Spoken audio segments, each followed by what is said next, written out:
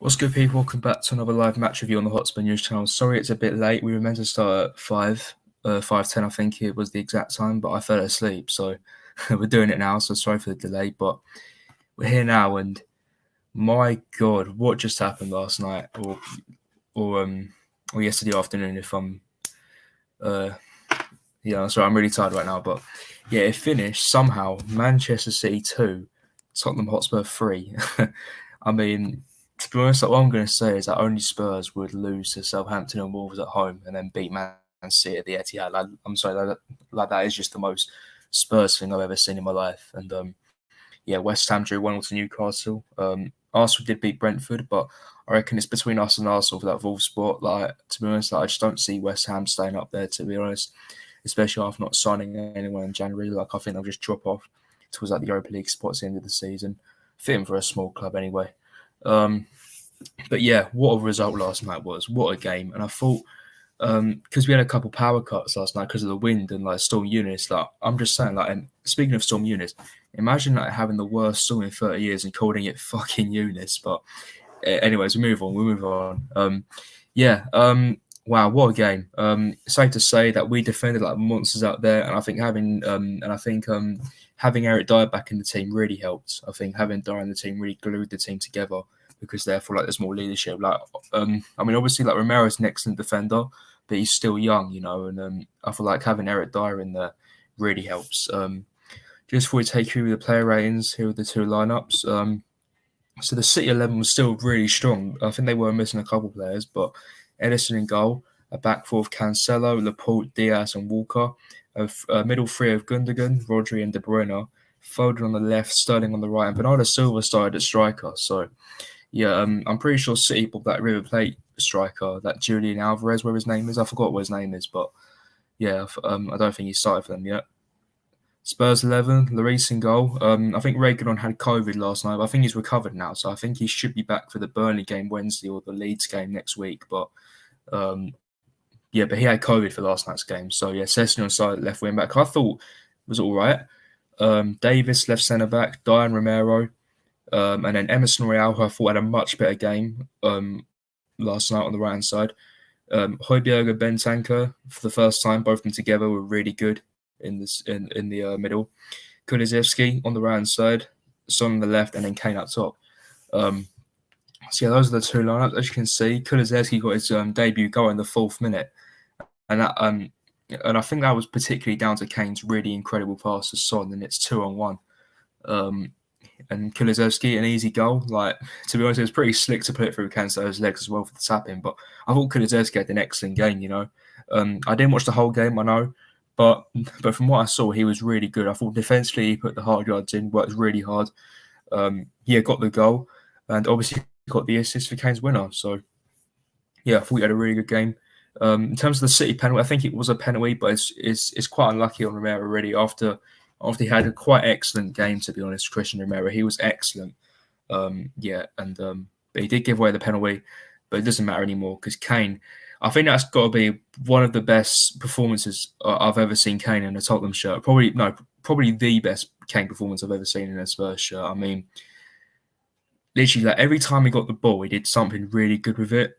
Well, I mean, to be honest, like for the Kulusevski goal, he technically got the assist because like that pass to Son was ridiculous, and to be honest, Son all had to do was just square it to Kulusevski. But that pass from Kane for the Kulusevski goal, what a pass that was! And his first goal was a very clever finish. I thought he scuffed it first of all, but he tried to side foot it and it worked into the top right corner. Good ball from Son. I was speaking of Son and Kane, by the way, if you guys didn't know. They are now equal with Lampard and Drogba for the most goal combinations in Premier League history. Both Giroud's on 36 now, so just one more. And they have the most goal contributions in Premier League history, which is unreal. Just a shame neither of them have any silverware, but we move. In Kane's winner, first of all, a really good ball from Bentancur to Kulusevski on the right-hand side.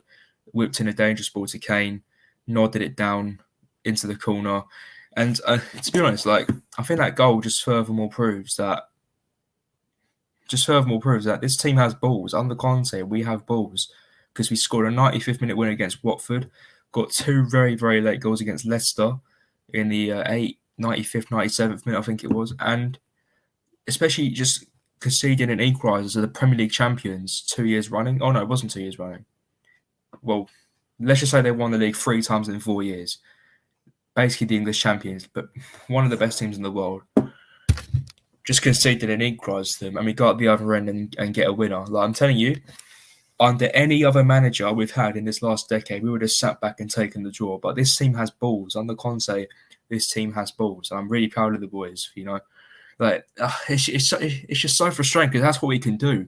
And those 2 defeats at home last week were just really, really poor. But that just shows what we can do against the top teams. And I think that just proves we are truly, truly seized bogey team. I mean, I actually read a stat last night: 23% of the goals, or something like that. It was around a quarter percentage of the goals that City have conceded this season have been against us. It's unreal. But anyways, let's get into the player range, shall we? All right, it's time for Hugo Lloris.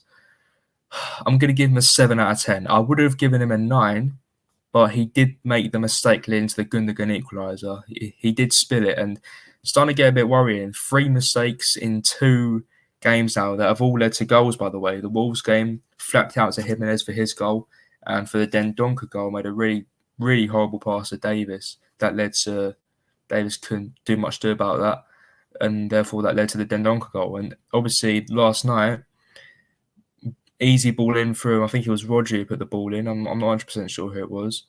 Might have been Sterling or Rodri, I don't know.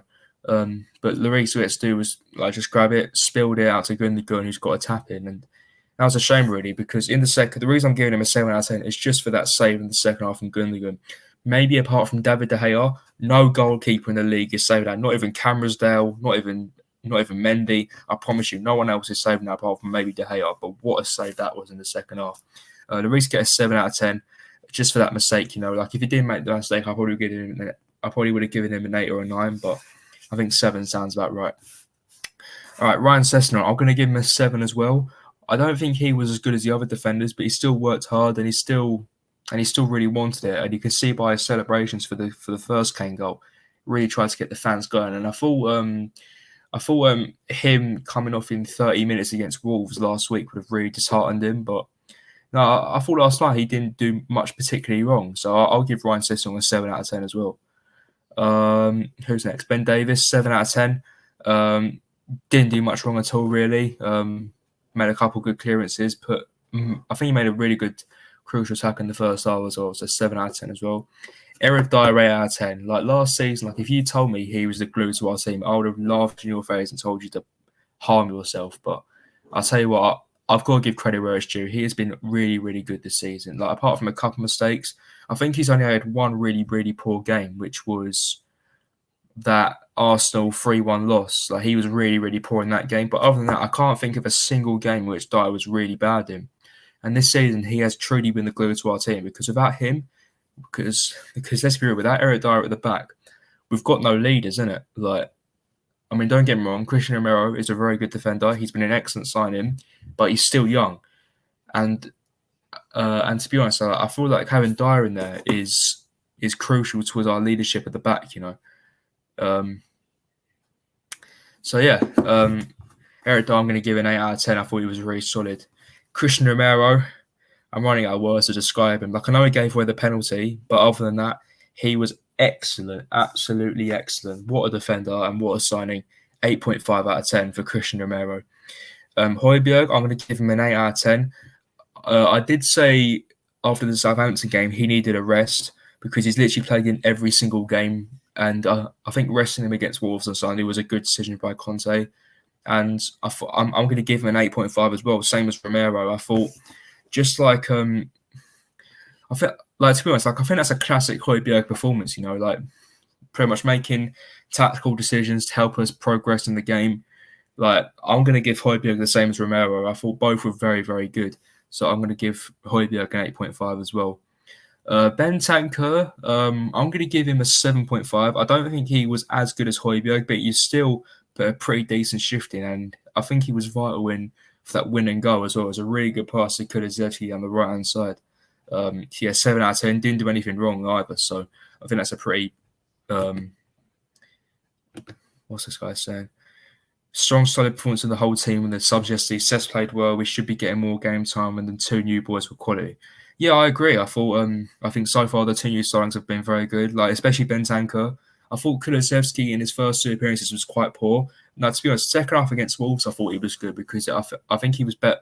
I think he played better in that cam position against Wolves. He was really good in that second half. But other than that, he hasn't been great. But last night he was magnificent. So Bentancur has been great in every game so far. So hopefully more to come. Yeah. So who's next? I completely missed out Emerson Royale. Sorry about that. Emerson Royale gets an 8 out of 10. Like, I still don't think he's good enough, but I've got to give credit where it's due. He was very good last night. Hanfield Foden in his pocket really didn't do much at all. Foden, neither did Sterling either really. Yeah, I've got to give credit where it's due. Emerson Royale played very, very well last night, and had a shot in the first half. He nearly scored, just went over the bar. But I thought overall he put a very good shift in. I think 8 out of 10 is a fair reflection. So I've got to give credit where it's due. He played very well. So Emerson gets an 8 out of 10. All right. Okay, let's move on to the front three. Starting with Son. Got 2 assists. Looked much more. I'd say Son looked much more himself out there last night. Like against Southampton and Wolves, he was very, very poor. But that's because he was only coming back from injury. So Son, I'm going to give an 8 out of 10 as well. Got 2 assists. I'm sorry, but that assist for the Kane first goal was magnificent. It's just the way he just whips in. Kane's in there. Like, he knows where he is because they have 36 goal contributions together now. So there you go. 8 out of 10 for Son. Kulusevski gets an 8.5 out of 10, a goal and an assist on his debut. Put the hard yards in. Like, to be honest, like I've already talked about Kulusevski already. I say took his goal well, put it through Cancelo's legs, which makes it even better, I'd say. And I'm sorry, that cross for the winner. My word, what a ball! What a ball! That was for Kane's winner. Like, that's an unreal cross.